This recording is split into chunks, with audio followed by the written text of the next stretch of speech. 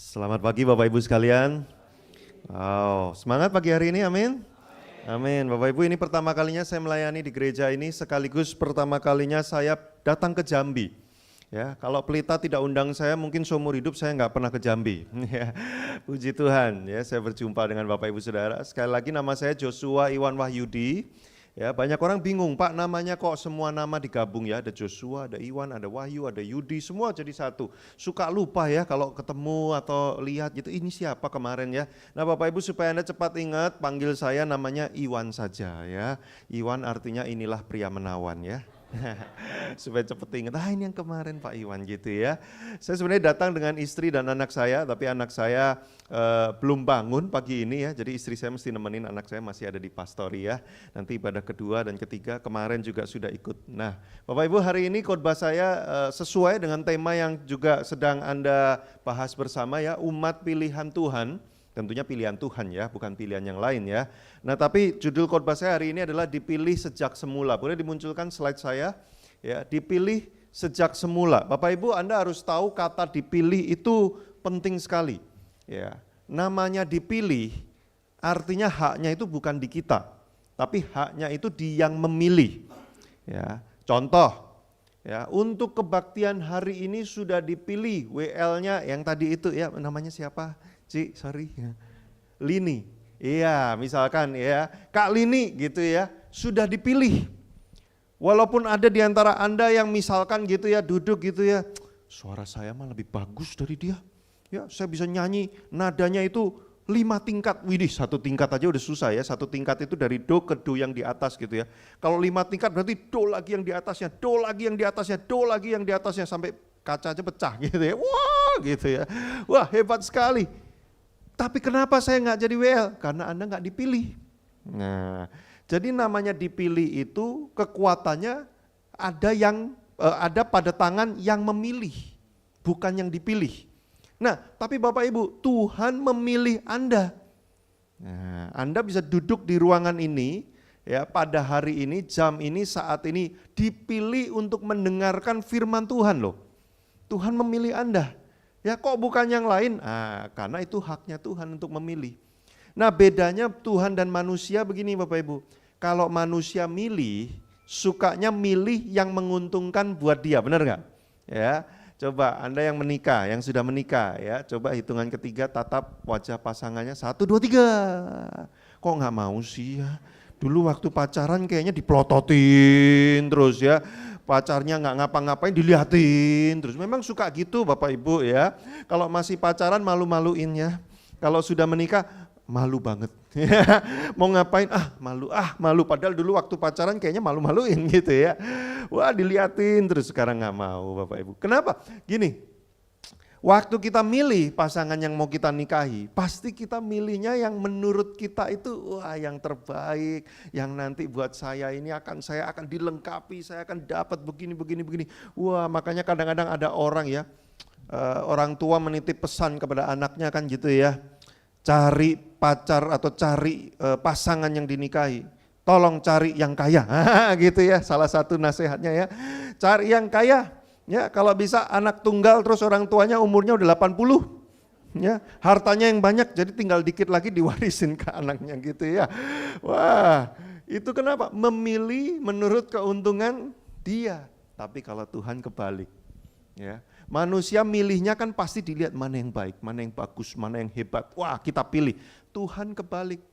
Tuhan memilih bukan karena dia dapat apa. Tuhan memilih karena dia mau memberi apa sama yang dipilih. Nah, itu bedanya. Makanya Anda bersyukur dipilih sama Tuhan, bukan karena Anda baik Bapak Ibu. Ya, dulu nih. Saya waktu masih muda. Sekarang juga masih muda ya Bapak Ibu ya. Lihat wajah saya ya. Masih imut-imut kan. Nah, Bapak Ibu kalau saya khotbah jangan tegang ya. Ya, santai aja gitu ya, relax gitu ya. Kalau yang lain khotbah boleh tegang kecuali saya ya. Nah, Bapak Ibu, ya dulu waktu saya masih muda ya, saya pikir saya berkhotbah kayak gini ya, karena saya hebat. Wah saya mikir gini, saya pinter ngomong, makanya Tuhan pilih saya menjadi pengkhotbah. Saya kalau ngomong loncer banget ya, Anda lihat ya Bapak Ibu ya, saya nggak bawa contekan sama sekali, tapi kan olinya lancar kan. Wah, saya pikir ini karena saya hebat nih, ya, kemampuan berbicara, ya interaktif dan sebagainya. Makanya Tuhan pilih saya. Sekarang saya sadar, enggak. Justru karena Tuhan pilih saya duluan, makanya dia kasih saya kemampuan ini. Nah, saudara paham enggak? Bukan karena hebat saya, maka Tuhan memilih. Enggak, justru karena Tuhan memilih sayalah, makanya saya bisa jadi hebat. Nah, Bapak Ibu, kita seringkali nggak paham ini. Orang Kristen kalau nggak paham bahwa dirinya itu dipilih oleh Tuhan untuk diberikan hal-hal yang luar biasa, nanti dia akan sombong, nanti dia akan belagu. Dikiranya Tuhan butuh kita. Wah, kenapa Tuhan pilih? Iyalah, duit saya banyak, makanya saya dipilih sama Tuhan ya untuk melayani. Justru karena Tuhan pilih kamu, makanya duitmu bisa banyak. Nah, Bapak Ibu, kita harus ingat itu. Sebagai umat pilihan Tuhan, Tuhan beda cara milihnya. Dia nggak cari yang menguntungkan buat Tuhan. Justru dia mau menguntungkan orang yang dia pilih. Tuh kan, sudah bersyukur nggak sih dipilih oleh Tuhan? Ya, kok wajah Anda masih manyun gitu sih Bapak Ibu ya? Padahal ini kabar gembira sekali loh ya. Ada yang nggak senyum malah gitu ya, wah kenapa ya? Nah, apakah di Jambi ini panas banget jadinya kayak susah gitu hidupnya? Ya Bapak Ibu, Anda harus semangat, Anda harus sukacita karena Anda adalah umat pilihan Tuhan. Coba ditepuk orang kiri kanannya ya, bilang gini, kamu dipilih loh sama Tuhan ya. Agak kenceng tepuknya ya, karena ada yang sedang terlelap ya, ada yang kayak menuju keadaan yang semakin dalam dan semakin dalam gitu ya. Saya khawatir dia nggak balik lagi karena udah terlalu dalam banget gitu ya. Nah, ayatnya kita akan baca Bapak Ibu ya. Nah, coba saya tes ini bisa enggak ya lewat ini ya. Oke. Sebab semua orang dipilihnya dari semula. Wah, Saudara, dipilih dari awal. Ya, bukan di tengah jalan terus Tuhan lihat-lihat kayaknya lumayan juga. Enggak, Tuhan memang udah ada di kepalanya, dia mau pilih Anda sebelum bahkan Anda diciptakan. Itu ada ayatnya Bapak Ibu. Sebelum kita dibentuk dalam rahim ibu kita, Tuhan sudah berkenan sama kita. Wih, keren banget ya. Ditentukannya dari semula untuk menjadi, nah ini penting. Tuhan pilih kita untuk apa? Supaya kita serupa seperti Kristus, serupa dengan gambaran anaknya. Nah, nanti saya akan jelaskan apa maksudnya ini Bapak Ibu ya. Makanya ini saya ada satu statement, boleh saya dibantu aja ya di next gitu ya. Sejak awal sampai akhir hidup kita ya, hidup kita ini adalah bagian dari rencana indah Tuhan. Jadi Tuhan itu ibaratnya seperti sutradara, dia sudah punya film yang bagus sekali. Bapak Ibu, apa film paling bagus yang pernah Anda tonton sepanjang hidup Anda? Kuci-kuci Hotahe? Wah, Anda penggemarnya rupanya Bollywood ya orang Jambi ini ya. Nah, apa coba film paling bagus yang pernah Anda tonton? Yang kayak Anda itu dari semua film tuh kayak, ini sebelum mati orang harus nonton film ini dulu. Wah ya, saya ada satu Bapak Ibu ya, saya nggak tahu ini apakah Anda tahu filmnya nggak? Judulnya Avengers Endgame. Nah, tahu ya? Tahu Bapak Ibu ya, Avengers Endgame itu, itu yang waktu Kapten Amerikanya udah ngos-ngosan kayaknya mau kalah gitu ya. Tiba-tiba dari belakang teman-temannya nongol semua. Itu satu bioskop saya tepuk tangan. Udah kayak praise and worship. Begitu itu semua tepuk tangan, bersorak-sorak, kayak beneran aja dipikir Kapten Amerikanya ada beneran loh. Dan saya langsung merinding Bapak Ibu ya. Terus mata berkaca-kaca, padahal ini film kan gak ada Tuhan Yesusnya ya. Saya langsung, wah ini keren banget nih, wah itu epic banget tuh. Setelah itu tuh sampai tamat, wah seru banget itu di bioskop. Jadi tiap kali musuhnya dipukul gitu semua langsung, wah itu salah satu film yang saya sekarang kalau lagi di pesawat ada film itu ya. Saya nonton lagi dan nonton lagi dan nonton lagi, lalu saya cepetin yang bagian pas itu langsung. Ya depannya kan panjang banget gitu ya, saya cepetin pas bagian itu tuh, wah keren banget, masih terasa lagi di hati. Ya, itu film, wah bagus banget. Nah bayangkan Tuhan itu membuat sebuah film terbaik dalam dunia ini, dia sutradaranya, dan Anda dipilih jadi aktor utamanya. Lah dipanggil, dipilih gitu kan Bapak Ibu Saudara. Makanya rancangan Tuhan itu indah dari awal sampai akhir. Dia udah tahu nih ceritanya keren banget nih. Nanti hidup dalam kemuliaan di surga selama-lamanya tidak ada penderitaan. Itu ceritanya tuh sebagus itu. Dan dia pilih saudara untuk masuk ke sana. Loh kita harusnya sukacita gak sih dipilih sama Tuhan ya? Tapi banyak orang yang gak mau, aneh. Ya. Nah sejak awal sampai akhir hidup kita adalah bagian dari rencana indah Tuhan. Makanya ayatnya coba dimunculkan. Ya, Galatia 2 ayat 20. Ini Paulus bilang gini, makanya aku hidup bukan buat aku lagi, bukan aku lagi yang hidup, tetapi Kristus yang hidup di dalam aku. Nah, Bapak Ibu, Paulus sadar bahwa dia itu bagian dari cerita yang Tuhan sudah siapkan. Makanya dia nggak hidup dengan cerita dia sendiri. Dia mau hidup dengan cerita yang Kristus sudah sediakan buat dia. Nah, inilah umat pilihan Tuhan, Bapak Ibu. Ya, nah coba next. Apa sikap kita sebagai orang yang sudah dipilih Tuhan? Kalau saudara sadar, ya sutradara itu, sutradara alam semesta itu sudah memilih Anda. Bagaimana sikap kita sebagai orang pilihan Tuhan? Ada 73 sikap yang saya akan bahas dalam ibadah hari ini. Saudara sudah bawa bekal buat makan siang? Wah, kayaknya wajahnya langsung turunkan yang khotbah ya. Kok 73 Pak, banyak banget. Ya udah saya korting deh, jadi 3 doang aja ya. Yang 70 saya bawa pulang ke Jakarta lagi ya. Oke, yang nomor 1. Kita kalau dipanggil, dipilih sama Tuhan, kita mesti menyerahkan diri berkata, siap Tuhan. Kan gitu ya. Bayangkan kalau sutradara yang film Avengers Endgame tadi, tiba-tiba telepon saya. Terus dia bilang ini, Pak Iwan, saya pilih Bapak untuk main di film berikutnya yang lebih bagus dari film ini. Wah, saya karena seneng banget kan, wah ini film keren, ini lebih keren lagi dan saya dipilih. Maka sikap saya sebagai orang yang dipilih apa? Saya memberi diri dong. Saya bilang begini, siap Pak Sutradara, saya akan masuk ke dalam cerita film itu. Kan gitu ya. Tapi banyak orang enggak loh. Ya, banyak orang waktu dikasih tahu ya, Yesus pilih kamu. Bukan untuk jadi pelayan, bukan. Tuh, ini Bapak Ibu Anda harus tahu ya. Kita melayani Tuhan bukan untuk ngasih sesuatu supaya kemudian kita masuk surga. Bukan, salah Bapak Ibu ya. Banyak orang Kristen pikirnya gini, makin banyak pelayanan nanti tempat di surganya makin bagus. Ya, ibaratnya kayak nabung. Ya, wah aku pelayanan kalau bisa nanti ngomong sama pemimpinnya gini, tolong semua WL di cancel, saya terus yang WL. Ya. Kenapa kamu kok semangat banget? Iya, saya mau rumah saya di surga yang paling bagus. Salah, enggak gitu. Kita melayani bukan karena mau dapat apa dari Tuhan, salah. Kita melayani karena sudah dapat segalanya dari Tuhan. Kita udah dapat segalanya, kita bersyukur, makanya kita layani Dia. Tuhan tidak pernah memanggil kita untuk ngelayanin Dia. Tuhan memanggil kita justru untuk memberi kasih karunia buat Dia. Karena kita terima kasih karunia itu, kita bersyukur banget. Makanya kita ngomong, aku mau layanin Dia. Kalau orang ngelayanin Tuhan, karena berpikir bisa dapat sesuatu, makanya waktu dia nggak dapat, ngamuk-ngamuk. Pernah ketemu orang Kristen pelayanan ngamuk-ngamuk? Langsung di kepalanya muncul wajah yang familiar, teng gitu ya. Kenapa? Karena dia berpikir gini, aku dapat apa? Aku sudah memberi banyak, aku dapat apa? Kok malah diginiin, digituin? Wah, uring-uringan. Ya. Bapak Ibu ya pasti ada di antara Anda yang pernah punya pengalaman tidak mengenakan dengan orang Kristen atau di gereja atau dengan pendeta. Betul atau betul? Ya, kelihatan dari wajah Anda Bapak Ibu ya. Sama kayak saya. Ya kita semua pasti pernah Bapak Ibu. Kenapa sih orang jadi orang Kristen di gereja tuh kok ribet gitu ya?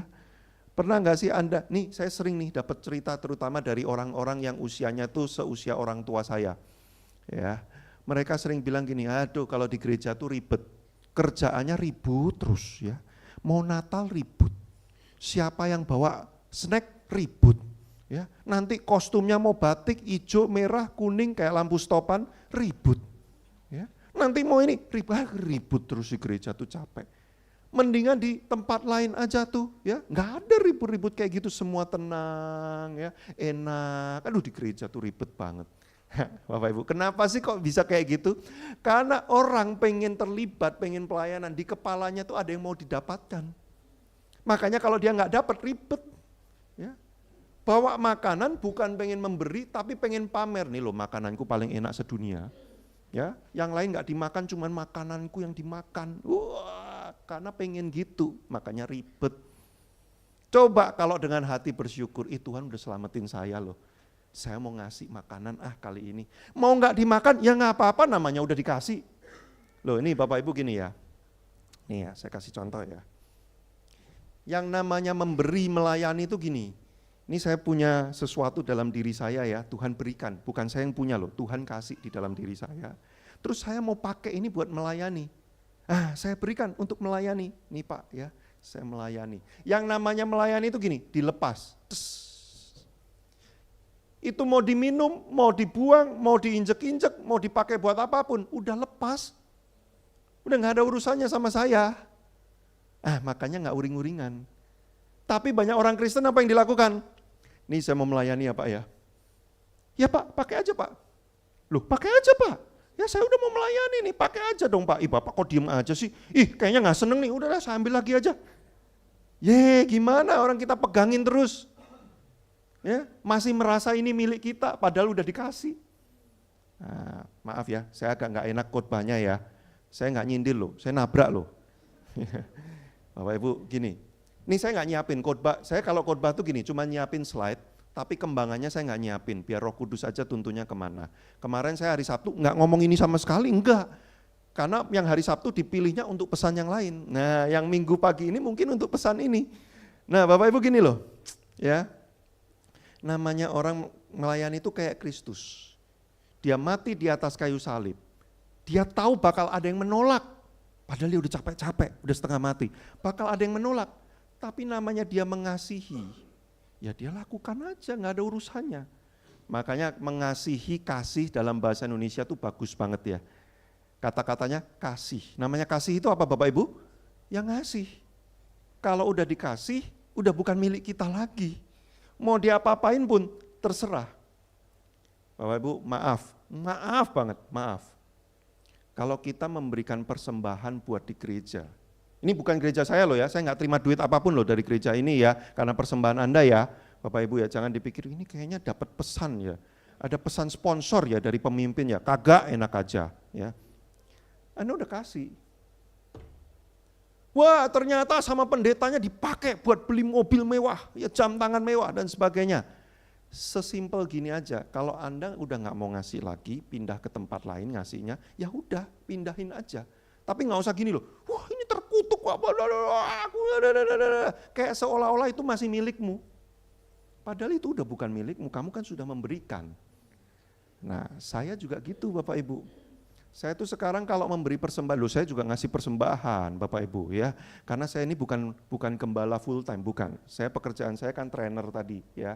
Kebetulan aja aktif di gereja lokal, tapi saya bukan full timer di gereja. Jadi saya tidak digaji juga sama gereja di tempat saya beribadah. Nah Bapak Ibu, saya kalau udah ngasih persembahan, ya saya anggap itu sudah bukan milik saya lagi. Masalah yang pakai penyalahgunaan dan sebagainya, biar itu urusannya sama Tuhan aja. Tinggal kita tuh ngelihatnya gini loh, aku masih mau kasih lagi nggak? Kalau enggak ya udah santai aja, pindah aja ke tempat lain kasihnya. Sesimpel itu. Nggak usah, kayak seolah-olah tuh masih punya saya loh, ini kamu kok pakai kayak gitu dan sebagainya. Bapak Ibu ya, ini sikap hati. Ya, sikap hati. Padahal saya nggak pengen khotbah ini loh, kok mulut saya ngomong ini ya. Udah, pindah, ayo lanjut. Ya, next, slide next. Kenapa banyak orang tidak mau meresponi panggilan Tuhan? Kenapa banyak orang tidak mau memberi diri? Padahal sutradara itu sudah menjelaskan, nanti kamu akan masuk kemuliaan selama-lamanya tidak ada air mata. Bukan 1000 tahun, bukan 100 tahun, selama-lamanya tidak ada air mata, semuanya penuh sukacita. Loh ceritanya bagus kan? Terus Anda dipilih untuk masuk ke sana. Mau enggak? Loh kok banyak orang masih bilang enggak mau ya? Saya juga bingung. Kenapa? Ini satu. Next, boleh. Karena banyak orang merasa bisa hidup tanpa Tuhan. Sudah tahu cerita kisah anak bungsu yang hilang? Dia kan ceritanya kan gini, Pah, sini bagian warisanku, kasih aku semua. Loh kamu mau ngapain? Aku mau keluar dari rumah, aku gak mau diatur, aku gak mau ribet, pokoknya aku mau hidup untuk diriku sendiri. Dia merasa bisa hidup sendiri. Dia ambil bagian dia keluar, dia hidup seperti dia pengen. Tapi saudara lihat ceritanya kan, endingnya habis semua, bubar, dia terpaksa balik lagi ke rumah orang tuanya. Tapi orang tuanya ini, bapaknya ini gambaran dari bapak di surga. Walaupun anaknya sudah durhaka kurang ajar, bapak di surga tetap menyambut kembali karena pertobatan. Nah, itulah gambaran dari orang yang pengen ngatur hidupnya sendiri, merasa bisa tanpa Tuhan.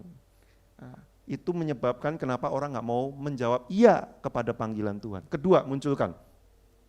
Karena orang tidak percaya bahwa hidup di dalam Tuhan itu ada rencana yang indah. Banyak orang bilang gini, jadi orang Kristen nggak enak, nggak boleh selingkuh, ya, nggak boleh nyuri duit orang, ya, nggak boleh ngemplang, ya, nggak boleh bikin yang jahat, yang salah dan sebagainya. Nggak enak jadi orang Kristen. Bapak Ibu, Anda mungkin ketawa, masa ada Pak orang kayak gitu? Loh banyak loh Bapak Ibu, banyak. Ya, saya masih ingat banget waktu saya SMA. Beberapa teman saya yang bandel-bandel itu ya, waktu mau diajak ke gereja, ayo bro ke gereja gitu ya, ngapain ke gereja? Lu nanti kamu masuk neraka lu, nggak apa-apa masuk neraka, banyak temennya dia juga masuk nih, seru di neraka, belum tahu aja lu, ya seru gimana, orang lu dipanggang gitu, nah merasa ngapain ya? Yang penting kita mas seru aja rame-rame walaupun jahat bersama-sama. Ngerti nggak Bapak Ibu pola pikir kayak gini ini banyak. Ya, merasa bahwa ikut Tuhan itu nggak enak. Karena banyak hal yang dikekang. Nih Bapak Ibu, kenapa orang bisa mikir kayak gitu? Karena yang dipikirin itu cuma hidup di sini. Padahal hidup di dunia ini cuma berapa lama sih Bapak Ibu? Musa berkata gini, umur manusia itu 70 tahun, kalau kuat 80 tahun. Kebanggaannya adalah kesukaran dan penderitaan. Coba kalau ngobrol sama emak dan engkong, ya pasti yang diceritain apa? Dulu, ya engkongmu ini dulu ikut berperang, wah, antara hidup dan mati, wah, hampir mati, wah, penderitaan dibanggakan, ya kan? Dulu ya waktu ngerintis kerjaan, wah emakmu ini ya naik naik truk ngangkatin barang, apa segala macam, kita tepuk tangan hebat banget. Yang dibanggakan apa? Penderitaan. Karena nggak ada yang lain lagi yang bisa dibanggakan dalam dunia ini. Nanti Anda kalau udah tua mungkin juga gitu. Ya, cerita sama cucunya, tahu enggak makmu ini dulu? Ya, dibully orang, tak pukul balik. Wah, ya. Terus cucunya tepuk tangan luar biasa, ya kan Bapak Ibu. Kenapa? Karena dunia ini penuh dengan penderitaan. Jadi kalau Anda hidup untuk 70, 80, 90, 100 tahun di dunia ini saja, enggak mikir setelah itu apa yang terjadi, itu sebabnya banyak orang enggak mau ikut Tuhan. Loh, cerita yang diberikan Tuhan itu indah. Setelah kita mati nanti, itu keindahannya tak terbatas selama-lamanya. Selama kita masih hidup juga indah, kenapa? Karena di tengah dunia yang tragis ini, Tuhan tidak tinggalkan kita sendiri. Loh, Bapak Ibu saya beritahu, mau Anda Kristen, mau Anda enggak Kristen, hidup kita ini tetap banyak masalah. Sekalipun Anda sudah Kristen, Anda masih bisa sakit, betul enggak? Anda masih bisa ditipu orang, duit Anda masih bisa hilang, betul nggak? Anda masih bisa kadang-kadang dijahatin orang, dikhianatin orang, betul nggak? Anda nggak bisa ngomong gini, loh Tuhan aku sudah ikut engkau, kenapa orang kok masih jahat sama saya? Lah itulah hidup memang kayak gitu. Dan karena Tuhan tahu hidup tuh nggak enak kayak gitu, makanya dia siapin setelah kamu mati nanti jangan sampai kamu nggak enak lagi. Dia udah siapin. Lah tapi kita bilang nggak percaya, nggak mau ikut. Lah yang bego siapa? Kan gitu kan? Nah udahlah, kok Anda wajahnya ini kok pembicara marah-marah ya? Enggak, saya enggak marah loh, beneran loh. Ya saya kan baik senyum-senyum gini ya. Lanjut. Yang kedua, ya jadi satu, skenario Tuhan sudah siapkan, kita dipilih, sikap kita apa? Kita berkata iya, kita responi, kita memberi diri. Ibaratnya seperti waktu saya ditelepon sama sutradara itu, saya bilang, siapa? Saya mau ikut dalam film itu. Yang kedua, saya mulai mengenali kehendak sutradara saya dan melakukan apa yang dia pengen, betul nggak? Begitu saya sudah sampai di lokasi syuting, saya tanya dong sama sutradaranya, Pak, nanti saya perannya apa? Nanti saya gimana, aktingnya gimana, saya ngapain aja dalam cerita ini? Dia kasih tahu saya, oh kamu nanti jadi Kapten Amerikanya ya, kamu nanti gini. Saya lakukan dong seperti yang sutradaranya bilang, ya nggak? Mana ada Anda jadi aktor film, terus Anda ngomong sama sutradaranya gini, Bapak diam aja. Ya, saya mau acting sesuka-suka saya. Ya, lu kamu Kapten Amerika? Enggak, enak aja saya Kapten Amerika. Saya kadang Kapten Amerika, kadang saya jadi Iron Man, kadang suka-suka saya Pak. Lah Anda dipecatlah dari film itu. Orang Kristen banyak yang gitu sukanya. Ya, sudah dipanggil, masuk dalam skenario Tuhan, tapi dia mau yang ngatur.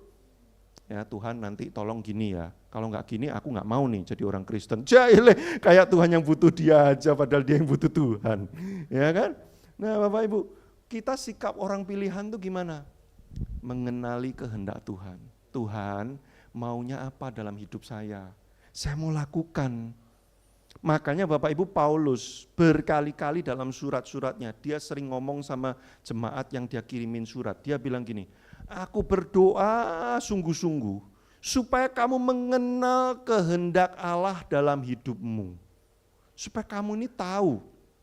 Nih Bapak Ibu ya, kan saya sudah ceritakan di depan, karena Tuhan pilih saya, makanya saya punya kemampuan untuk ngomong loncer kayak gini.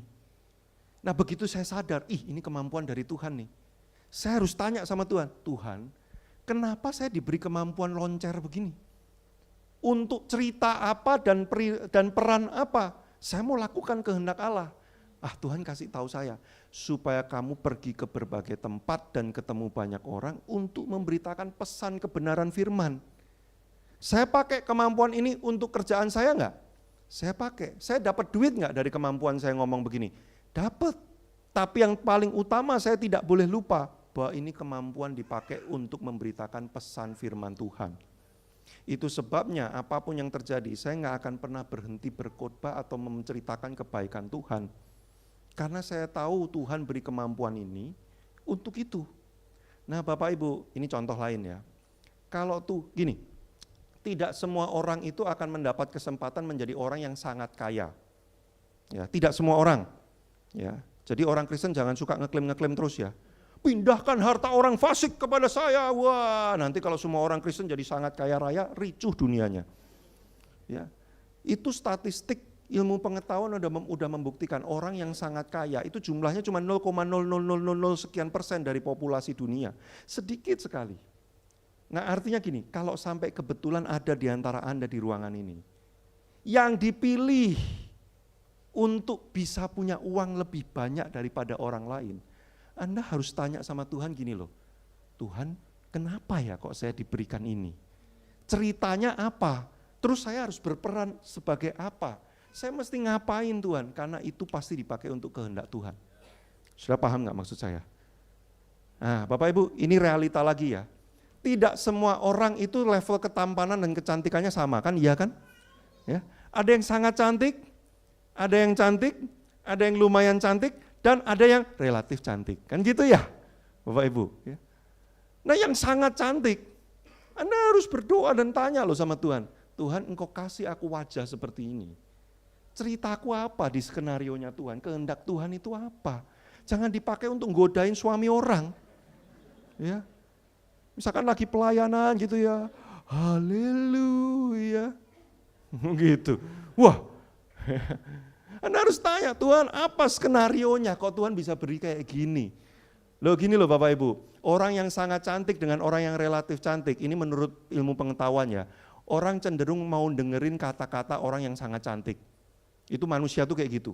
Begitu pembawa acaranya sangat cantik, semua orang kayak, gitu saudara. Ya. Lah Anda punya wajah itu, berarti kalau Anda ngomong firman Tuhan, orang cenderung dengerin Anda gitu loh saudara maksud saya. Nah Anda harus tahu kehendak Allah apa dan melakukannya. Itu umat pilihan Tuhan tuh kayak gitu. Bukan dipakai untuk kepentingan diri sendiri terus, bukan saudara. Ya. Saya kalau mau egois, kemampuan saya ngomong kayak gini, saya udah gak mikir pelayanan aja. Udah saya hantemin aja, saya kerja terus dari Senin sampai Senin lagi, cari duit sebanyak-banyaknya, keliling dunia, kemana-mana, wah terkenal. Loh saya bisa gak kalau mau kayak gitu? Bisa. Tapi saya tahu bukan untuk itu Tuhan kasih saya kemampuan ini. Jadi saya cari duit, ya buat supaya saya hidup aja yang penting. Ya, bisa hidup, bisa cukup, sisanya saya akan pakai untuk melayani, karena untuk itulah kemampuan itu diberikan pada saya. Sudah paham ya? Ya sudah ya cukup ya. Kayaknya Anda kayak udah topa ya. Kok ngamuk-ngamuk terus? Enggak ngamuk ya. Memahami dan melakukan kehendak Tuhan. Nah, kalau ini pesan sponsor. Ini yang saya mau ngomong ini pesan sponsor ya. Pemimpin Anda meminta saya untuk menyinggung sedikit tentang LGBT. Ya. Saya nggak bisa ngomong panjang, kenapa? Karena topik itu harus seminar, harus 2 sesi karena banyak yang harus dibahas. Tapi saya akan bahas bagian yang penting sekali ya. Kenapa kok ini harus dibahas? Karena dunia ini makin ke sini, LGBT itu makin normal. Sudah tahu sekarang ada gereja tertentu yang sudah bisa memberkati pernikahan sesama jenis. Ya, nah, boleh dimunculkan slide saya ya. Saudara, kita bukan hanya hidup untuk melakukan kehendak Tuhan, tapi kita juga hidup karena melakukan kehendak Tuhan. Ayatnya, silakan dimunculkan. Yesus yang bilang, kata Yesus kepada mereka, makananku ialah melakukan kehendak Bapa di surga yang mengutus aku. Yesus pakai terms kata-kata makanan, kenapa? Karena orang tuh kalau nggak makan nggak bisa hidup. Orang Kristen kalau nggak lakukan kehendak Tuhan, kekristenannya mati. Makanya banyak orang KTP-nya Kristen tapi kehidupannya nggak kayak orang Kristen beneran. Mati kekristenannya karena dia nggak lakukan kehendak Tuhan. Dia lakukan buat dirinya sendiri terus. Nah ini contoh dari Yesus. Nah sekarang mari kita masuk topik LGBT dikit aja. Hubungan seksual sesama jenis itu jelas bukan kehendak Tuhan. Bukan kehendak Tuhan. Tidak ada ceritanya Tuhan menciptakan manusia untuk kemudian melakukan hubungan seksual sesama jenis. Enggak ada. Tidak pernah dipilih untuk melakukan itu. Kenapa saya perlu mengucapkan statement ini? Karena ada orang-orang termasuk pengkhotbah, ada juga orang yang berkhotbah. Dia bilang begini, memang Tuhan yang bikin jadi kayak gitu. Salah, enak aja. Tuhan kok bikin manusia supaya tujuannya berdosa? Enggak. Pak, emang itu dosa? Lah ini, Bapak Ibu. Apa yang saya mau jelaskan, ketawa ya, lucu ya Bapak Ibu ya. Kelihatannya lucu, tapi banyak orang percaya loh sama itu. Nah Bapak Ibu gini, pagi ini saya nggak jelasin banyak, saya cuma mau menjelaskan dengan yakin dan solid bahwa hubungan seks sesama jenis itu jelas berdosa. Apapun alasannya, itu dosa. Jadi jangan lagi ada perdebatan, jangan lagi ada keraguan-raguan di hati Anda yang mengatakan enggak lah, itu mah cuman ya begini, enggak, itu dosa. Ya. Nah dari mana saya tahu ayatnya, mari kita munculkan. Ini di Roma. Ya. Sebab, nah ini penyebabnya kenapa orang itu kok sekarang melegalkan dan menormalkan itu semua. Sebab mereka mengganti kebenaran Allah dengan dusta. Dan memuja atau menyembah makhluk, dalam arti kata lain bukan menyembah Tuhan, menyembah yang lain. Pengetahuan lah, ya pikirannya dia sendiri, ego manusia, nafsunya yang disembah itu. Dengan melupakan penciptanya yang harus dipuji selama-lamanya. Karena itu Allah menyerahkan mereka. Menyerahkan tuh bukan gini, wah ya udahlah dikasih aja, bukan. Maksudnya menyerahkan tuh gini, karena dosa itu sudah memegangin terus dan orang ini memang pengen larinya ke dosa, maka Tuhan ya udah mau gimana lagi, menyerahkan. Jadi menyerahkan tuh bukan diambil terus dikasih ke dosa gitu, bukan. Tuhan mau pegang hidup dia, tapi dia lari ke dosa terus dan bilang, Tuhan jangan pegangin saya, ngapain sih atur-atur hidup saya, kayak yang tadi itu loh Bapak Ibu. Akhirnya Tuhan lepaskan, menyerahkan kepada dosa. Karena itu Allah menyerahkan mereka kepada hawa nafsu yang memalukan. Istri-istri mereka menggantikan persetubuhan yang wajar dengan yang tidak wajar. Demikian juga suami-suami meninggalkan persetubuhan yang wajar dengan istri mereka dan menyala-nyala dalam berahi mereka seorang terhadap yang lain sehingga mereka melakukan kemesuman laki-laki dengan laki-laki. Next ayat berikutnya. Dan karena itu mereka menerima dalam diri mereka balasan yang setimpal untuk kesesatan mereka. Dan karena mereka tidak merasa perlu untuk mengakui Allah. Asal mula kenapa ini jadi benar, ya normal, karena mereka merasa tidak perlu mengakui kebenaran dan Allah. Dari mana kita bisa tahu ini dosa? Lagi, next ayat berikutnya. Imamat 18 dan 20. Bapak Ibu baca ayat agak banyak mau ya? Nggak apa-apa ya? Ya mau nggak mau karena saya yang khotbah ya, terpaksa lah Anda mau ya, masa Anda mau keluar kan nggak enak sama saya ya kan. Nah Bapak Ibu ya, imamat itu gini, kalau Anda baca kitab imamat itu adalah kitab hukum. Semua isinya tuh satu kitab itu hukum semua. Nah ada 2 pasal yaitu pasal 18 dan pasal 20 memuat isi yang sama persis. Pertanyaannya gini, kenapa Tuhan sampai mengulang 2 kali isinya sama persis? Karena menurut Tuhan itu concern yang penting banget harus diingat bangsa Israel. Nah, apa yang diulang 2 kali di Imamat 18 dan 20 yaitu tentang dosa-dosa seksual. Salah satunya ini yang saya kutip. Imamat 18, jangan kau tidur laki-laki secara orang bersetubuh dengan perempuan karena itu suatu apa? Kekejian. Saudara ingat ya kata kekejian ini ya, kekejian. Imamat 20, bila seorang laki-laki dengan laki-laki secara orang bersetubuh dengan perempuan, jadi keduanya melakukan apa? Kekejian. Diulang 2 kali isu ini dan ditambahkan kata kekejian. Nah, para pembela gerakan hubungan seks sesama jenis ini, mereka mengutip ayat yang membenarkan mereka yaitu di Yehezkiel. Boleh dimunculkan Yehezkiel. Ya, Anda tahu Sodom, kota Sodom kan dihujani api, dihancurkan. Ya, mereka bilang gini, oh Sodom itu dihukum Tuhan bukan karena dosa hubungan seks sesama jenis. Bukan. Nah ini ayatnya, ya, mari kita baca ya, Yehezkiel 16 ini ya. Lihat, inilah kesalahan Sodom, kakakmu yang termuda itu.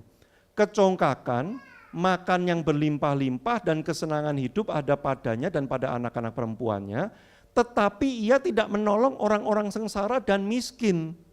Nah orang-orang bilang gini, Sodom itu dihukum Tuhan bukan karena homoseksual, bukan. Sodom dihukum Tuhan karena mereka itu kaya, makmur tapi nggak nolongin yang berkekurangan. Jadi ini Sodom itu bukan contoh yang melarang hubungan seks sesama jenis. Oh ya, mari kita baca lanjutannya.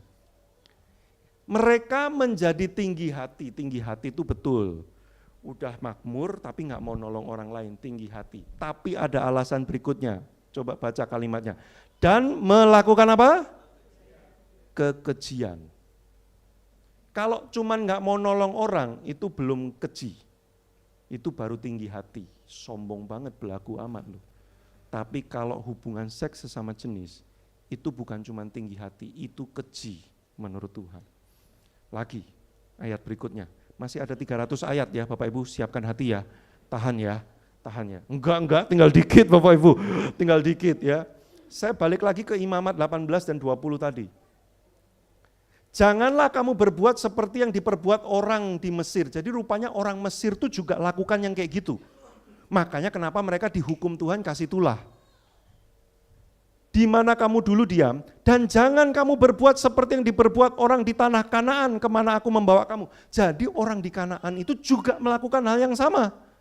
Makanya Tuhan suruh musnahkan mereka. Saudara tahu nggak maksudnya gini? Tuhan tidak pernah menghukum satu bangsa dengan sangat keras, kecuali bangsa itu melakukan kekejian. Contohnya Mesir, Kanaan, Sodom. Di luar itu tidak ada yang hukumannya mengerikan. Kenapa kok Tuhan memberikan hukuman yang sangat mengerikan pada Sodom, Mesir, dan Kanaan? Karena mereka melakukan kekejian. Kok begitu? Nah ini dia. Karena setiap orang yang alenia kedua ya, paragraf kedua. Karena setiap orang yang melakukan sesuatu pun dari segala kekejian itu, orang itu harus dilenyapkan dari tengah-tengah bangsanya. Wah Tuhan serius loh, sama dosa ini serius banget. Next. Berikutnya, yang Imamat 20. Janganlah kamu hidup menurut kebiasaan bangsa yang akan kuhalau dari depanmu. Karena semuanya itu telah dilakukan mereka. Sehingga apa kata-katanya di situ? Aku muak. Saudara, Tuhan itu bukan cuman gak seneng, tapi dia muak. Saudara tahu gak bedanya gak seneng sama muak? Kalau gak seneng tuh gini loh, aku gak seneng makan bakmi. Begitu ada bakmi di depan Anda cuma paling bilang gini, enggak deh, aku enggak seneng. Tapi kalau muak tuh gini, aku muak lihat bakmi. Begitu ada orang kasih bakmi di depan Anda akan bilang, singkirkan bakmi ini dari hadapanku. Aku muak lihat bakmi. Tahu bedanya enggak seneng sama muak? Saudara? Nah, hubungan seks sesama jenis, Tuhan tuh levelnya bukan enggak seneng, muak. Makanya dia bilang gini, ini harus dilenyapkan, harus disingkirkan. Bapak Ibu, saya mengkhotbahkan ini bukan untuk mau bilang gini, kalau ada di antara siapapun yang kebetulan bergumul dengan dosa ini, bukan berarti Tuhan mau lenyapkan Anda, bukan. Yang Tuhan mau lenyapkan itu adalah dosanya, bukan orangnya. Nah, tapi kita semua harus paham bahwa ini dosa. Ini tuh bukan hal yang normal dan wajar. Walaupun sekarang para psikolog dunia bersepakat bilang bahwa itu normal dan wajar. Tapi firman Tuhan berkata, itu dosa. Nah, terus next berikutnya. Hubungan seksual sesama jenis itu kekejian bagi Tuhan dan melawan Tuhan. Saya tahu pasti ada banyak pertanyaan, loh terus kalau kayak gitu gimana caranya supaya begini, terus saya harus gimana, ini saya tahu banyak pertanyaan, itu sebabnya saya nggak bisa hanya dengan khotbah. Harus ada seminar yang bisa menjawab tuntas. Tapi kalau Anda nggak tahan untuk nanti datang seminar yang nggak tahu kapan diadakan, ya, Anda nanti bisa baca buku saya judulnya Same Sex Relationship. Itu semua saya tulis tuntas di situ. Anda nanti di bawah Anda tanya buku yang itu loh Same Sex Relationship yang mana. Nah itu saya jawab semuanya di situ dan background firmannya komplit di situ. Mau perjanjian lama, perjanjian baru, semua ada. Termasuk Sodom kenapa dihukum Tuhan. Semua saya jelaskan detail di situ. Ini ujungnya promosi buku, bukan karena waktunya nggak cukup. Serius, kalau Anda mau pulang jam 3 saya jawaban ini, ayo nih. Ya. Nah, tapi jangan, kan nanti kita lapar. Ya. Nanti ibadah 2 nggak bisa ibadah. Nah itu sebabnya kalau Anda masih terus penasaran dan pengen tahu lebih dalam, Anda nggak percaya dengan saya, Anda baca bukunya, Same Sex Relationship. Tapi saya singgung sedikit soal ini, saya mau beritahu gini, tidak ada yang namanya orang gay Kristen. Tidak ada orang yang namanya lesbian Kristen. Gini saudara, saya tidak pernah memberikan identitas sama orang yang menyukai sesama jenis sebagai gay dan lesbi. Gini, beda antara orang yang punya godaan untuk nyolong sama orang yang disebut dengan tukang nyolong. Beda.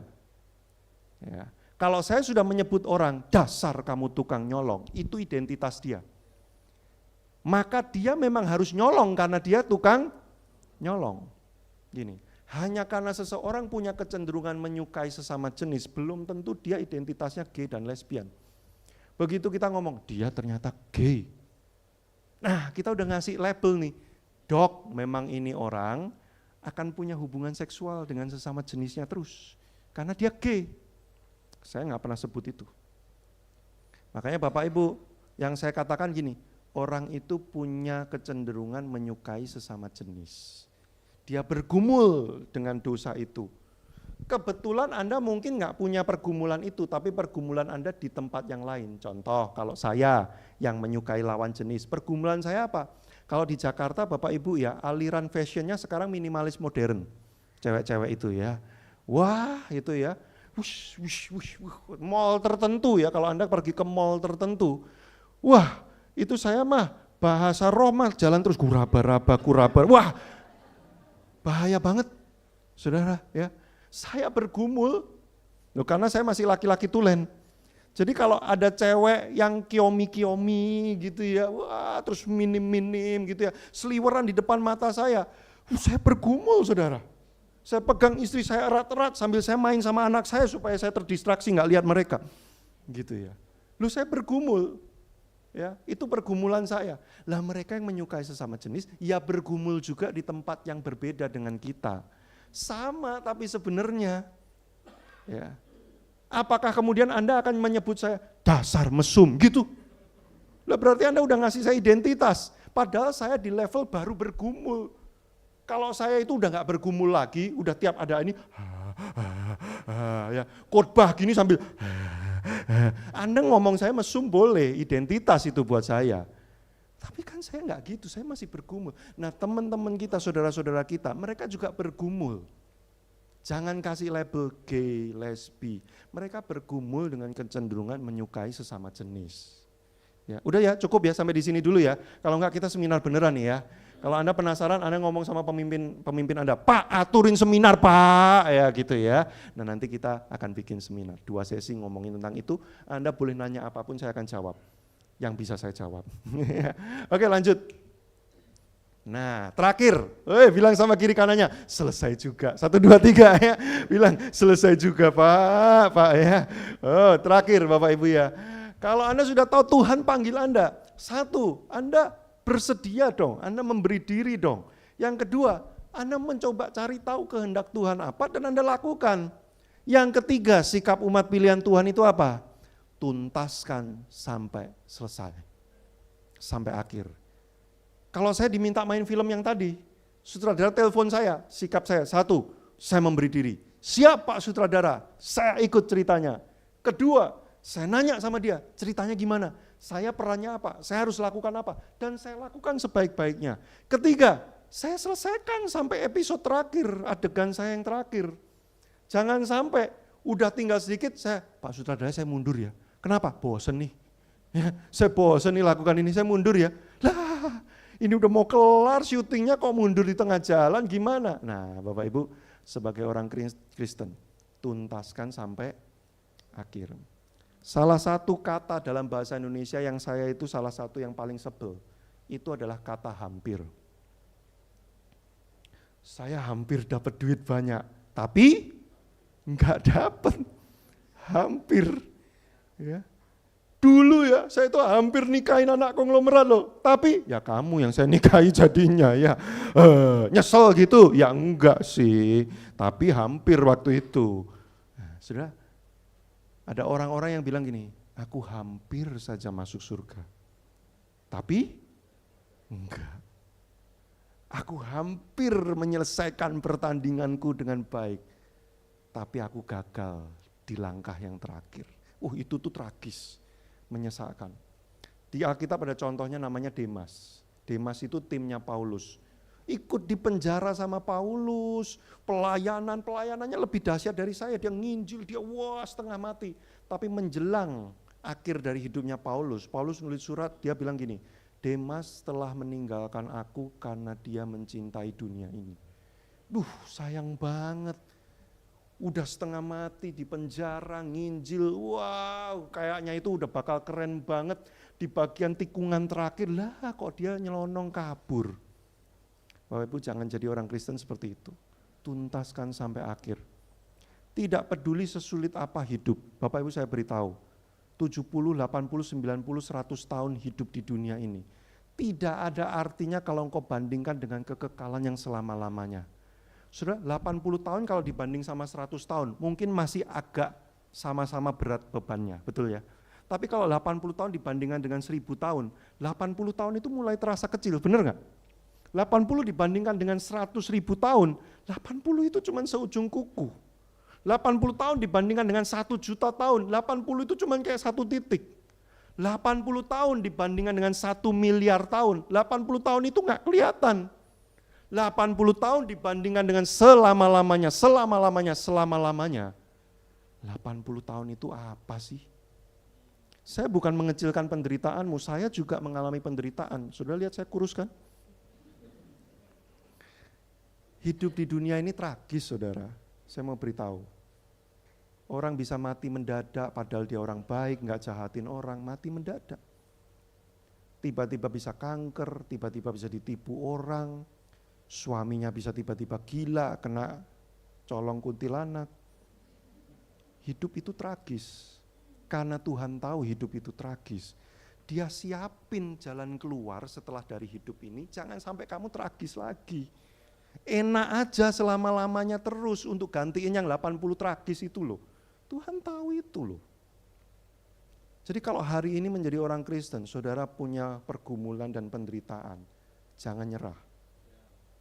Jangan karena 80 tahun ini engkau hampir memenangkan mahkota kemuliaan, tapi saudara memilih mundur.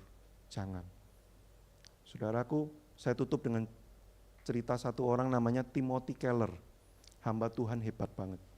Namanya Timothy Keller, sering dipanggilnya Tim Keller. Dia baru meninggal tahun lalu karena kanker. Dia berdoa nggak supaya sembuh? Berdoa. Yang doain dia supaya sembuh banyak nggak? Banyak. Dia hamba Tuhan hebat kelas dunia kok. Banyak orang yang doain dia, keluarganya, dia sendiri juga berdoa. Dia sembuh nggak? Enggak. Dia mati karena apa? Kanker. Tragis nggak? Tragis. Tapi yang menarik, 2 hari sebelum dia meninggal, anaknya menulis di media sosial, di Instagram.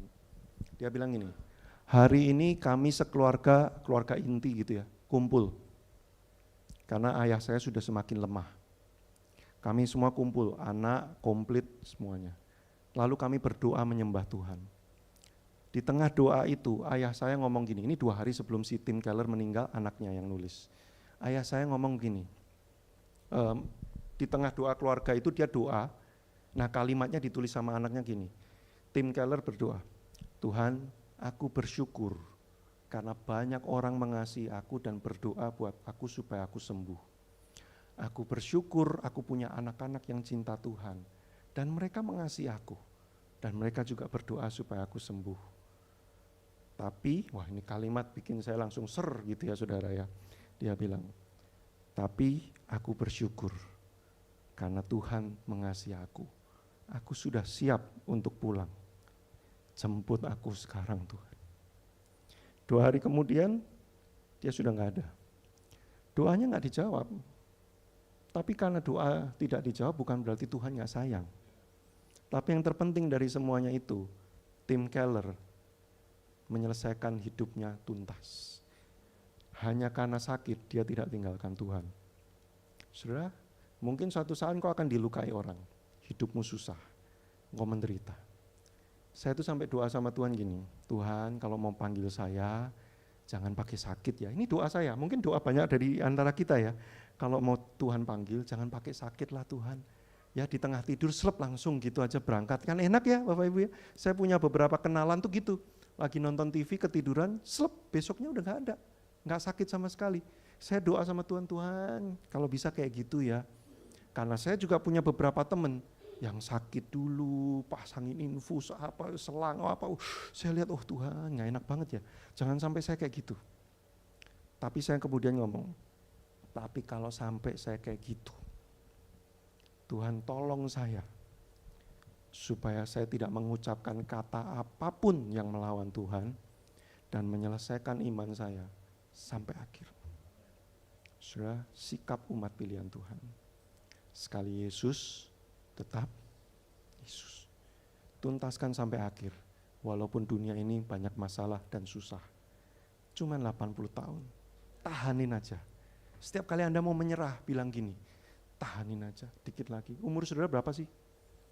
Ya, saya umurnya udah kepala 4 menuju 5. Udah separuh jalan. Tanggung amat. Saya itu bertobat tahun 94, tahun ini saya 30 tahun melayani Tuhan. Banyak yang saya sudah korbankan untuk pelayanan. Tanggung amat saya kalau mundur. Udah tinggal dikit lagi, lanjutin aja. Maaf, saudara yang usianya 60-70 tahun, udah hampir. Jadi jangan karena hampir itu, ujungnya nyelonong. Saudara, tahanin aja. Tahanin aja dengan pengharapan gini, setelah ini kemuliaan bersama dengan Tuhan selama-lamanya. Amin. Yuk mari kita berdoa yuk. Haleluya. Tuhan kami bersyukur untuk firman-Mu, kehadiran-Mu di tengah-tengah kami. Kuatkan kami kalau ada di antara kami yang sedang dalam pergumulan, perjuangan hidup, beban yang ada dalam hati kami. Tuhan tidak tinggalkan. Tuhan tidak pernah membiarkan kami sendiri. Semakin gelap kehidupan yang kami harus lewati, semakin dekat Engkau dengan kami Tuhan. Itu yang membuat kami tidak gentar hidup kami untuk terus mengiring Yesus. Kami berterima kasih karena Engkau memilih kami. Kami mau meresponi pilihan-Mu. Kami mau hidup seperti kehendak-Mu. Dan terlebih kami mau selesai sampai akhir Tuhan. Aku berdoa kuatkan jemaat di Jambi, di tempat ini. Supaya dari tempat ini lahir pahlawan-pahlawan iman yang cerita hidupnya menjadi inspirasi bagi orang Kristen lain. Cerita-cerita kehidupan yang tuntas sampai akhir menjadi penguatan bagi kami semua yang masih hidup sampai sekarang. Tuhan, kuatkan kami semua. Kami serahkan hidup kami ke dalam tangan-Mu. Kami mengucap syukur dalam nama Tuhan Yesus Kristus. Haleluya. Sama-sama kita katakan amin.